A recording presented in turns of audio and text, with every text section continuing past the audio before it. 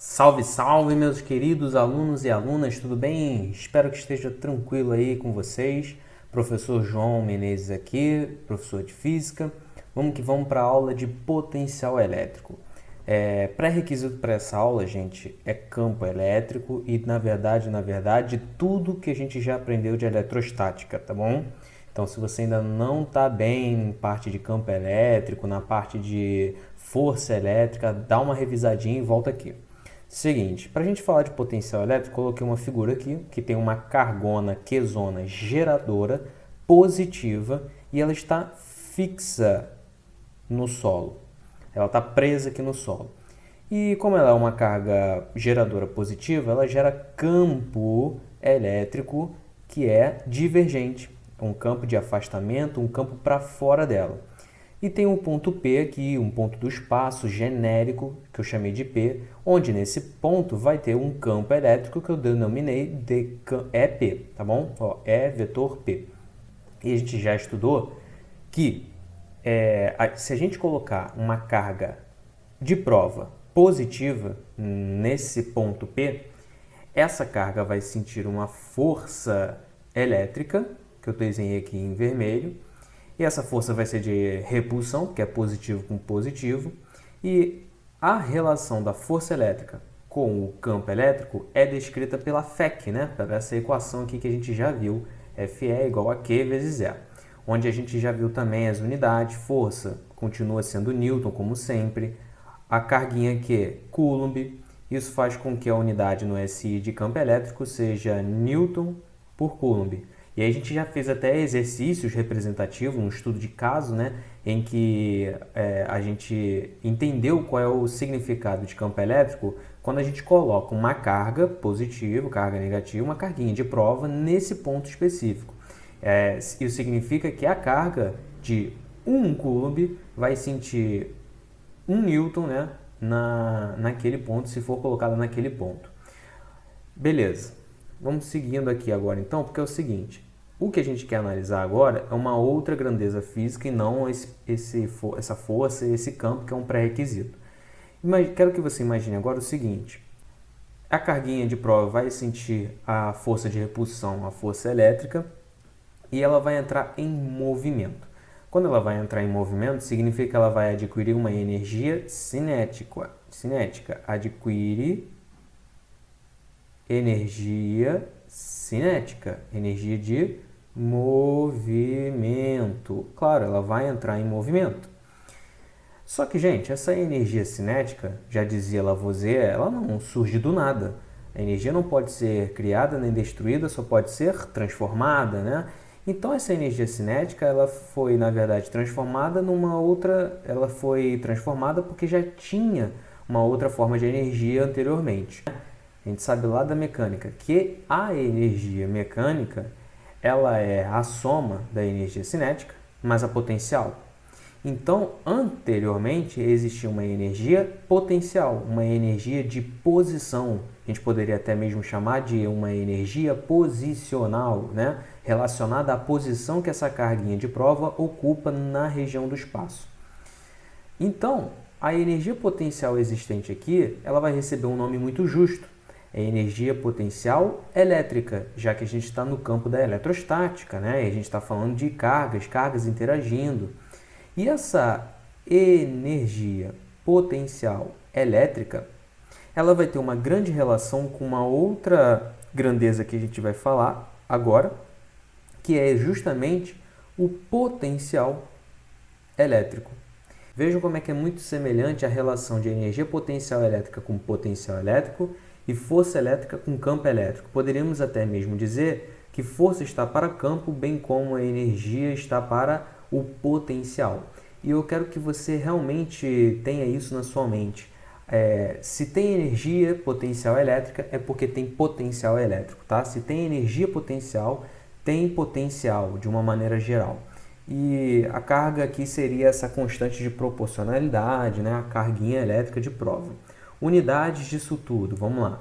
A unidade de energia a gente já sabe lá da mecânica que é sempre Joule. A unidade de carguinha, Coulomb. Isso faz com que a unidade de potencial seja Joule por Coulomb. Só que para não ficar falando Joule por Coulomb toda hora, isso aqui, para homenagear o cientista que estudou a grandeza física, foi chamada de Volt, que é esse V maiúsculo aí, tá? É o Volt para homenagear o cientista Alessandro Volta. Beleza.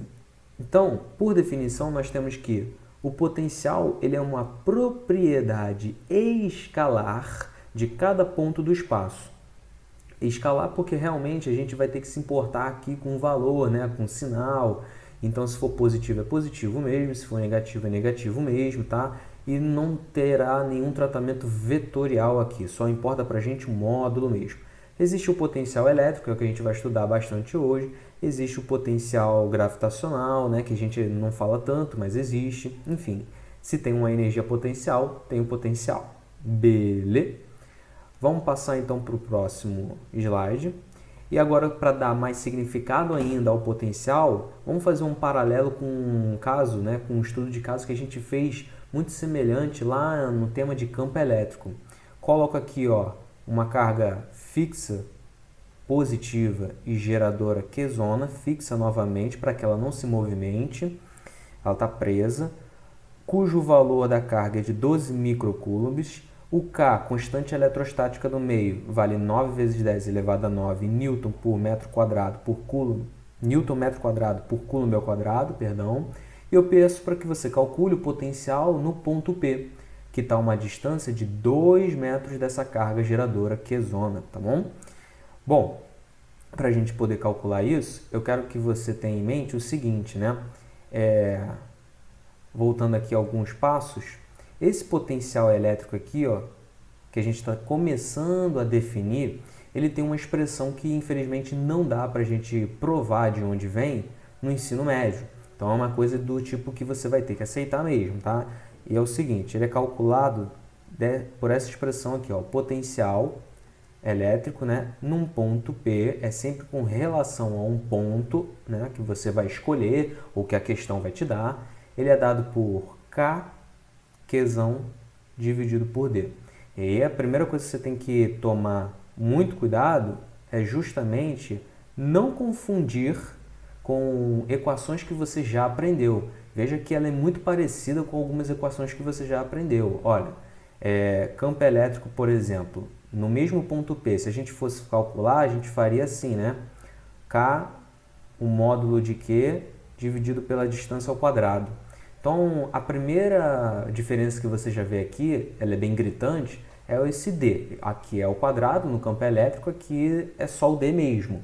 Mas uma diferença muito mais importante é porque aqui nós temos uma grandeza vetorial, que em termos de calcular o seu valor, o seu módulo, né, a gente coloca aqui a barrinha, por isso que entra a barrinha aqui também na carguinha.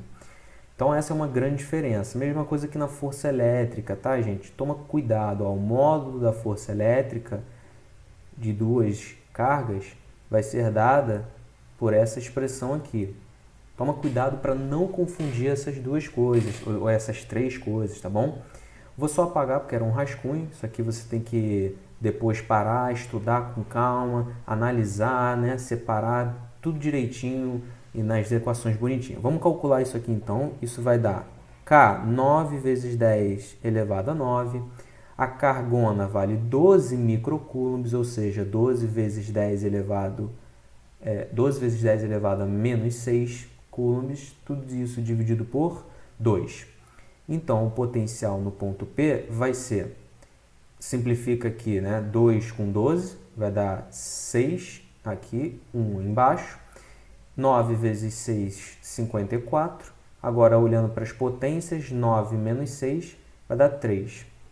Então, isso vai ficar 54 mil volts. Mas para entender melhor o significado, vamos escrever que o potencial no ponto P vai ser de 54 mil, não volts, apesar de ser, mas eu quero escrever como Joule por Coulomb. Está percebendo que a semelhança desse estudo de caso com o estudo de caso que a gente fez no campo elétrico?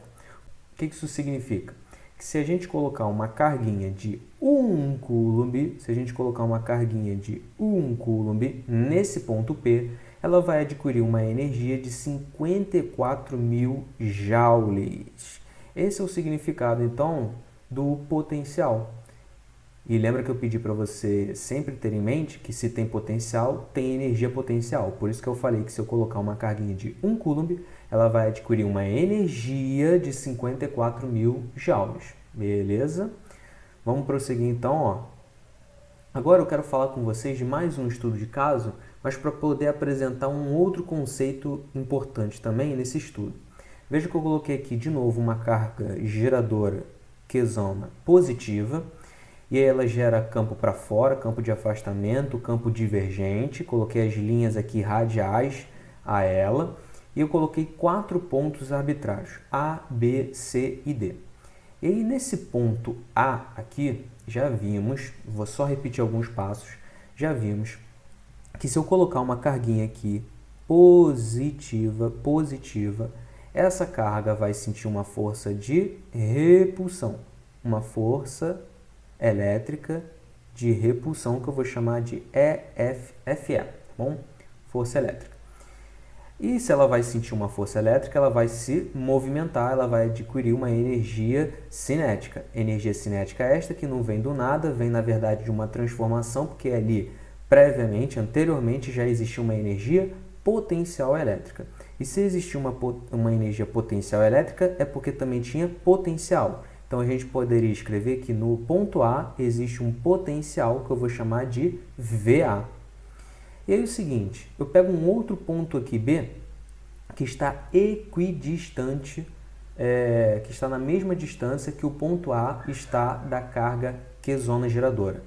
A distância da carga até o ponto A é a mesma distância da carga Q até o ponto B. É isso que eu estou falando para vocês.